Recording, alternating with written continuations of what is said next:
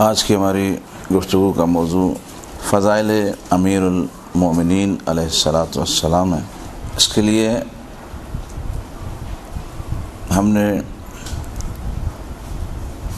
قرآن کی سورہ رعد کا سہارا لیا۔ ارشاد رب العزت ہو رہا ہے، قل کفا باللہ شہیدا، اے حبیب ان لوگوں سے کہہ دو میری گواہی کے لیے اللہ کافی ہے۔ قل کفا باللہ شہیدا بینی و بینکم ومن عندہ علم الکتاب، میری گواہی کے لیے اللہ کافی ہے اور میرے اور تمہارے درمیان وہ کافی ہے جس کے پاس پوری کتاب کا علم ہے۔ اس کے لیے ہم چاہتے ہیں کہ کچھ مقدمہ سازی کریں، کیونکہ جس موضوع پر بھی مقدمہ سازی ہو جائے وہ موضوع مستحکم ہو جاتا ہے۔ ویسے تو جو میرا سبجیکٹ ہے یا جس پہ میں کام کرتا ہوں وہ اصل ہے فن خطابت، مجالس سکھانے کا۔ ایران میں بھی جتنے تقریباً علماء کرام آتے ہیں ان کو مجالس سکھاتا ہوں، موضوع بندی کس طرح موضوع بنانا ہے، کس طرح سے آیات کو لینا ہے اور کس طرح سے اس مطلب کو آگے بڑھانا ہے۔ تو اس میں ضروری سب سے اہم چیز یہی ہوتی ہے کہ جتنا آپ کا مقدمہ خوبصورت ہوگا اتنی آپ کی بات میں جان ہوگی۔ پروردگار عالم نے اس کائنات کو خلق کیا، کس کے لیے خلق کیا؟ ٹھیک ہے، وہ تو عقیدتاً لازم ہے ان کے لیے، لیکن میں کچھ اور بات کرنا چاہتا ہوں۔ سخر لکم، ہم نے تمہارے لیے مسخر کیا، یعنی تمہارے سے مراد کون ہے؟ ہم لوگ، انسانوں کے لیے، ٹھیک ہے۔ خلق لکم، آپ کے لیے خلق کیا، مسخر ہمارے لیے ہوئی کائنات، خلق ہمارے لیے ہوئی۔ اور اسی مفہوم کی اور بہت سی آیتیں جو یہ بتاتی ہیں کہ پروردگار عالم نے کائنات کو ہمارے لیے بنایا، ٹھیک ہے۔ تو اب ایک ذات پروردگار کی ہوئی، ایک پروردگار نے ہمیں پیدا کیا، وہ خالق یہ مخلوق، اور ہمیں پیدا اس لیے کیا کہ ہم اللہ کی معرفت حاصل کر سکیں، ٹھیک ہے۔ ایک اللہ، ایک ہم۔ اب ہمیں اللہ کی معرفت حاصل کرنی ہے، اس معرفت حاصل کرنے کے لیے اس نے سارے مقدمات فراہم کر دیے۔ اب مقدمات بھی فراہم ہو گئے۔ اب اگر اللہ کوئی اچھا معلم ہمارے لیے نہ رکھے، سورج بنا، چاند بنا، ستارے بنے، کتنا کام ہوا اس دنیا میں، اب کوئی اچھا معلم نہ ہو جو ہمیں اللہ کی معرفت کروا سکے تو یہ سارا کام بیکار ہو جائے گا۔ مثلا ایک اسکول کھولتے ہیں ہم، اسکول میں کمرے بنیں گے، کرسیاں رکھی جائیں گی، کلر ہوگا، اے سی لگے گا، نہ جانے کیا کیا کیا مشکلات۔ اور اس کے بعد اگر آپ بچوں کو اچھے اساتذہ فراہم نہ کریں تو وہ کرسیاں ضائع، وہ کمرے ضائع، وہ اسکول ضائع، وہ پیسے ضائع، وہ بلڈنگ ضائع۔ تو اب اتنی بڑی کائنات بنائی، اگر اچھا معلم نہ رکھے تو پوری کائنات بیکار ہو جائے گی، ہو جائے گی نا، پوری کائنات بیکار ہو جائے گی۔ تو اب اگر کائنات کو پوری کارآمد کرنا ہے تو ایک ایسا اچھا معلم ہونا چاہیے جو ہمیں خدا کی شناخت کروا دے۔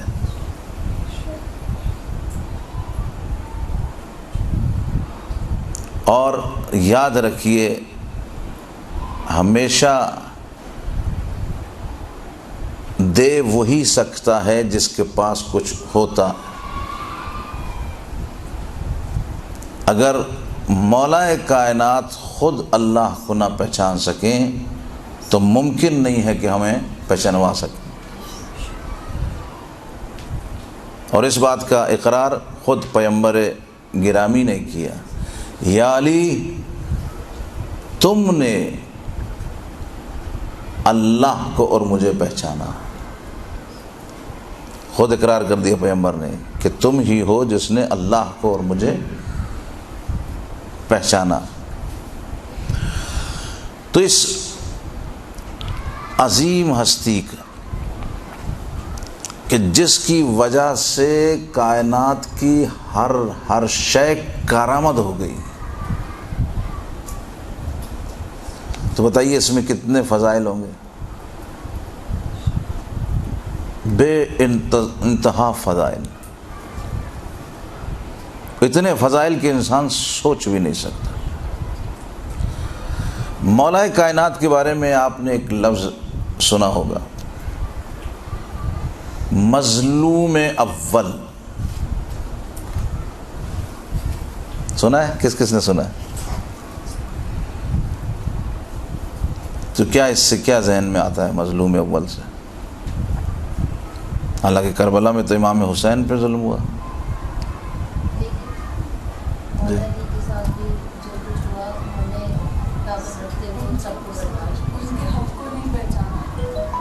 ہاں، یہ جملہ نزدیک تر ہے کہ ان کے حق کو نہیں پہچانا۔ میں بھی اسی طرف آ رہا ہوں۔ ہاں، اور کوئی بتائے؟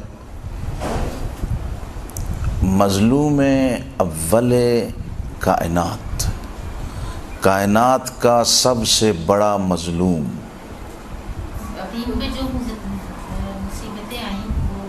وہ تو امام حسین نے برداشت کی۔ سر ولایت ہونے کے باوجود، عالم ہونے کے باوجود 25 سال بہت خاموشی سے گزارے مولانا نے، صبر کیا، برداشت۔ سب سے بڑا ظلم یہ ہے کہ حق کو کسی نے جتنا وہ دے سکتے تھے اتنا لیا نہیں، ان کے پاس کی فضیلتوں کو نہیں پہچان سکے۔ ہاں، قریب قریب جملے نزدیک ہیں کافی۔ مجھے اسی کی وضاحت کرنی ہے آج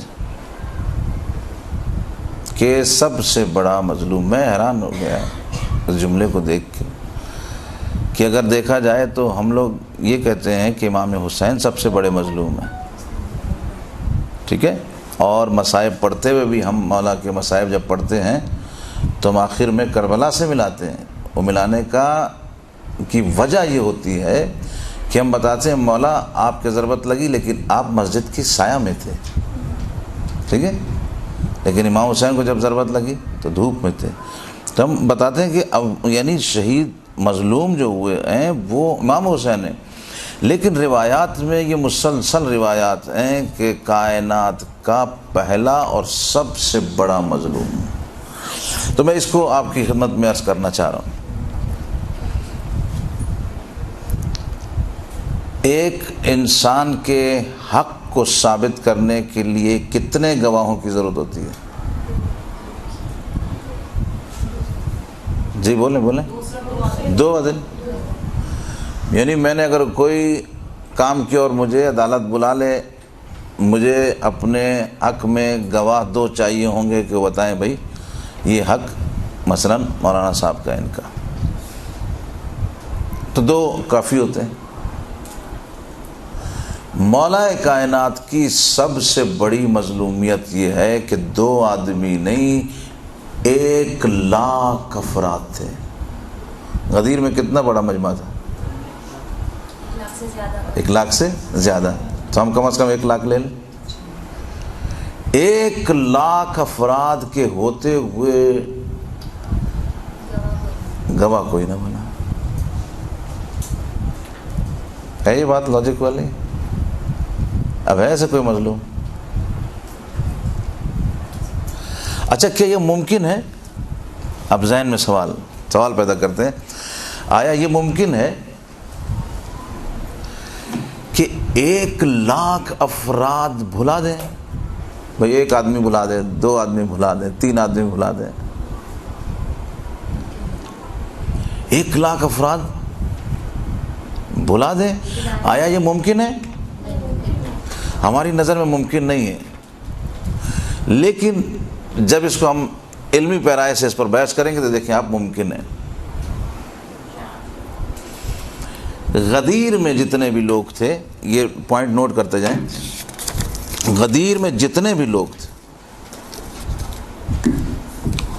آیا کیا سب کے سب نبی کے بیٹے تھے؟ 1,00,000 افراد جو غدیر میں تھے نبی کے بیٹے تھے؟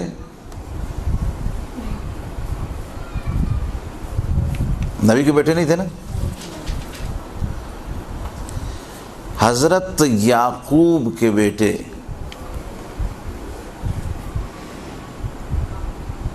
حضرت یوسف علیہ السلام کو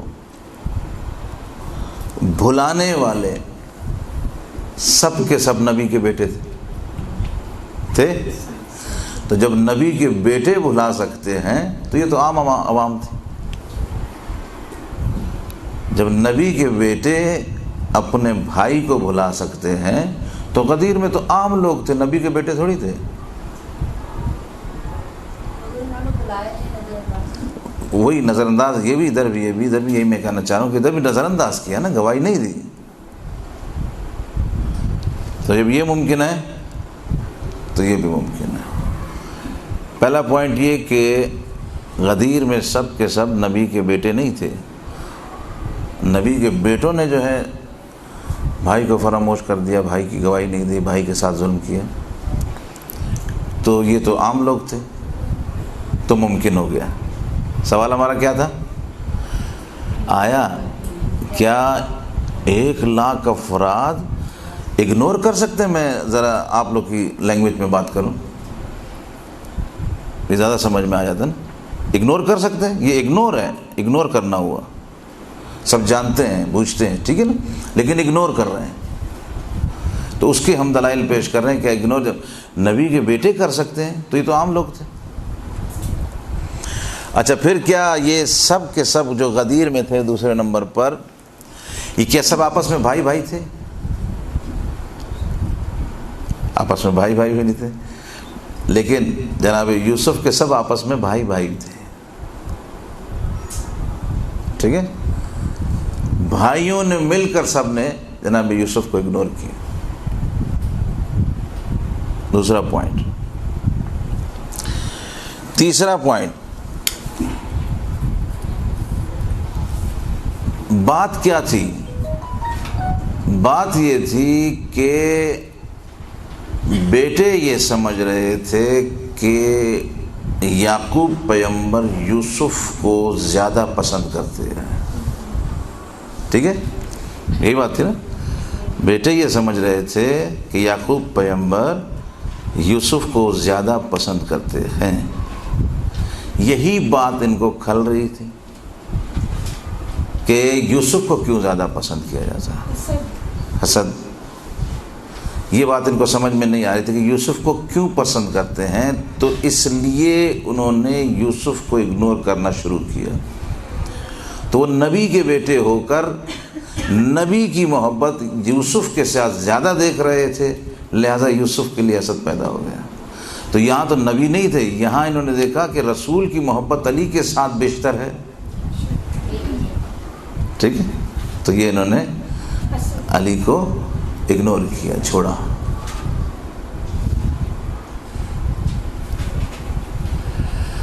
یہ میں آپ کی خدمت میں عرض کروں، یہ مولا کائنات کے فضائل یہ ہمارے خون کا حصہ ہے، ہمارے عقائد ہیں۔ آج کل آپ ٹیلی ویژن پر دیکھ رہے ہوں گے کہ سازش کے تحت کس طرح سے علماء کو لا کر ان سے غیروں کے فضائل پڑھوائے جا رہے ہیں۔ کلپ آپ لوگوں نے دیکھا ہوگا۔ تو سب سے پہلی بات تو یہ کہ یہ ہمارے عقائد میں ہی شامل نہیں ہے، صحیح ہے، یہ ہمارے عقائد میں ہی شامل نہیں ہے کہ ہم ان لوگوں کے فضائل پڑھیں کہ جو ہماری نظر میں کسی بھی طرح سے درست نہیں تھے۔ ادب و آداب اپنی جگہ، تاریخی مطالعہ اپنی جگہ، لیکن حقائق اپنی جگہ۔ کس طرح سے لوگ سازش کر رہے ہیں، دیکھیں آپ کے علماء کرام کو لے کر آتے ہیں اور ان سے خلفاء کے فضائل پڑھوائے جا رہے ہیں۔ تو کم از کم میں اس جگہ سے یہ پیغام دینا چاہوں گا کہ ایسے لوگ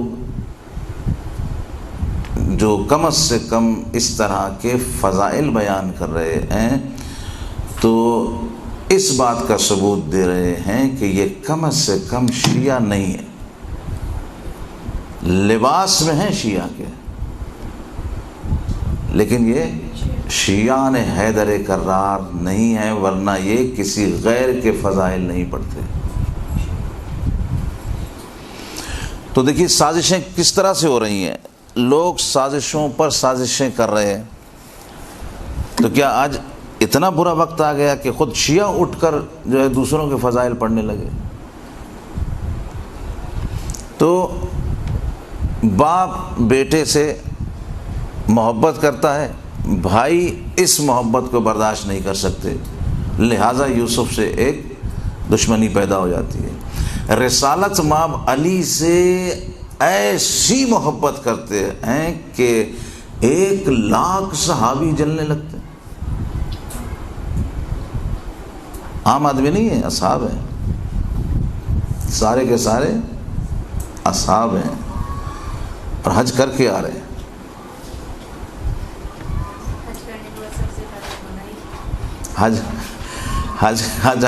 حاجیوں سے یہ وعید ہے، ٹھیک ہے، حاجیوں سے یہ بات بعید ہے۔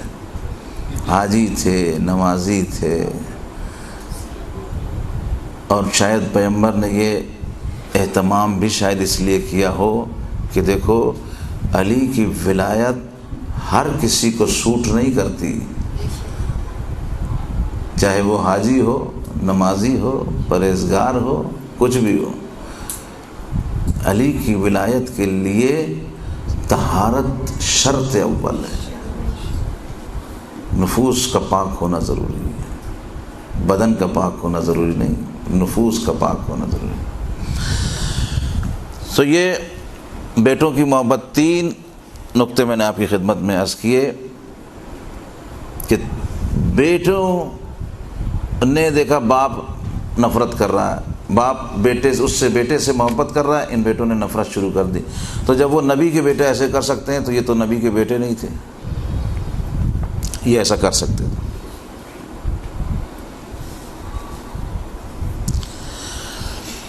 تیسری بات یہ، چوتھی بات، پیغمبر گرامی سے یہ لوگ یوسف کے بھائی جناب یوسف کو لے جانے کے لیے رسول پیغمبر کو، حضرت یعقوب کو وعدہ کر کے آئے تھے کہ ہم اسے اپنے ساتھ کھیلنے لے جا رہے ہیں اور ہم اسے واپس لائیں گے،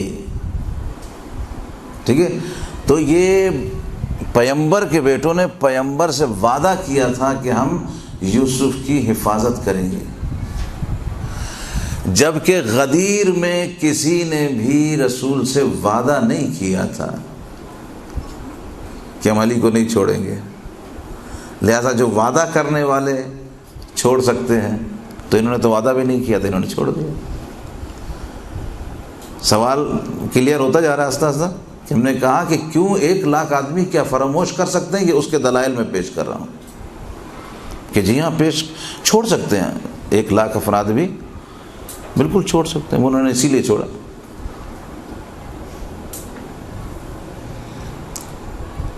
دوسرا یہ کہ انہوں نے نبی کے بیٹوں نے نبی کی حیات میں یہ کام کیا، نبی کے بیٹوں نے یوسف کو اگنور کیا نبی کی حیات میں۔ تو جب نبی کی حیات میں اگنور کیے جا سکتا ہے تو وفات نبی کے بعد اگنور کرنا کوئی بات نہیں۔ انہوں نے وفات نبی کے بعد اگنور کر دی۔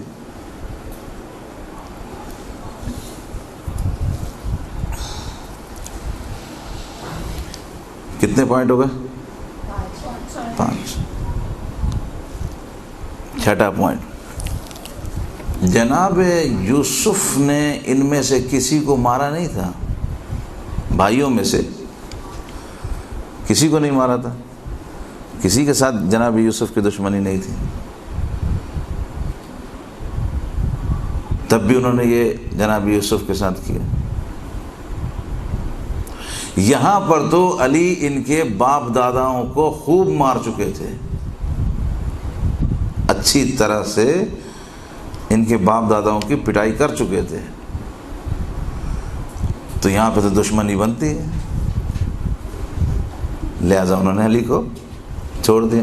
وہاں پہ کوئی دشمنی بھی نہیں تھی، تب بھی انہوں نے یوسف کو اگنور کیا، یہاں تو دشمنی بنتی ہے، لہذا انہوں نے چھوڑا۔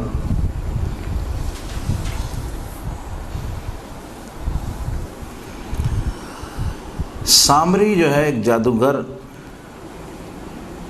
جناب موسیٰ کے دور میں تھا۔ 7واں نقطہ، چھٹا بیان ہو گیا نا، چھٹا ہو گیا، 7واں۔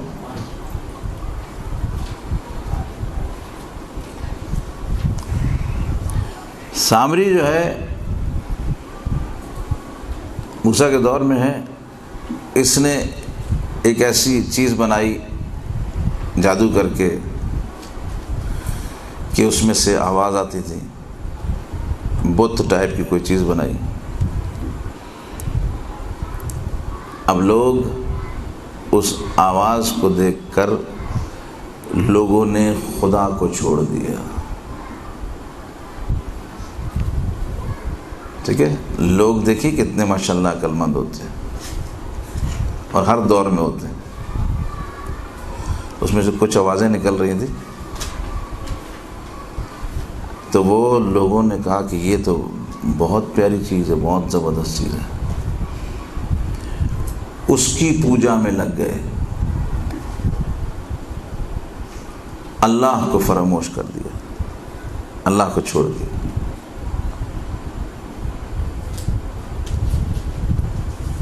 تو لوگ اتنے کم عقل ہوتے ہیں کہ خدا کو چھوڑ دیتے ہیں، تو بندہ خدا کو چھوڑنا کوئی بات ہی نہیں ہے۔ علی بندہ خدا ہے نا، تو 1,00,000 افراد نے علی کو چھوڑ دیا۔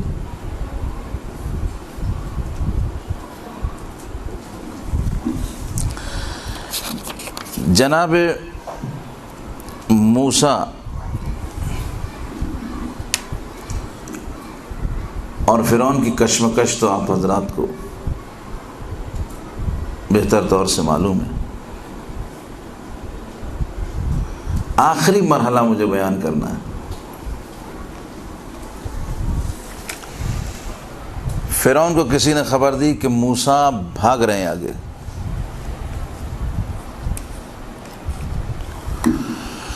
فرعون جناب موسیٰ کے پیچھے لشکر لے کر، جناب موسیٰ اپنے لشکر کے ساتھ آگے آگے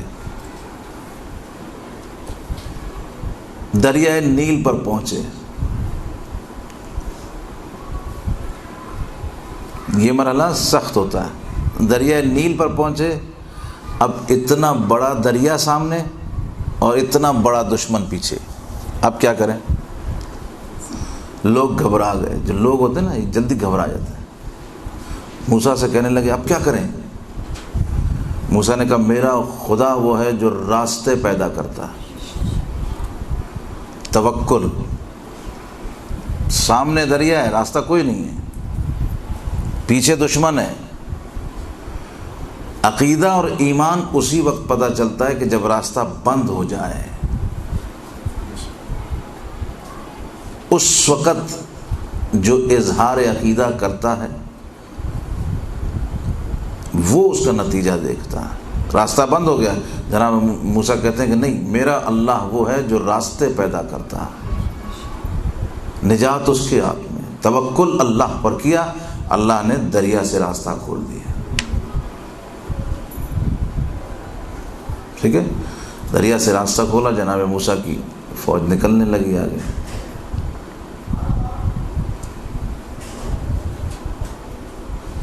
وہی دریا ایک ہی ہے نا. جناب موسیٰ کی فوج آگے نکل گئی, جیسے کراس کر گئی اتنے میں باطل کی فوج, فرعون کی فوج اندر آ گئی. موسیٰ کی فوج نکل گئی, فرعون کی فوج غرق ہو گئی. پانی تو ایک ہی تھا, پانی ایک ہی تھا. اللہ والوں کو بچا لیا, اللہ کے دشمنوں کو غرق کیا. یہ بالکل ایسی ہے جیسے قرآن تو ایک ہی ہے لیکن مومن کو شفا دیتا ہے اور باطل کو دبا دیتا ہے.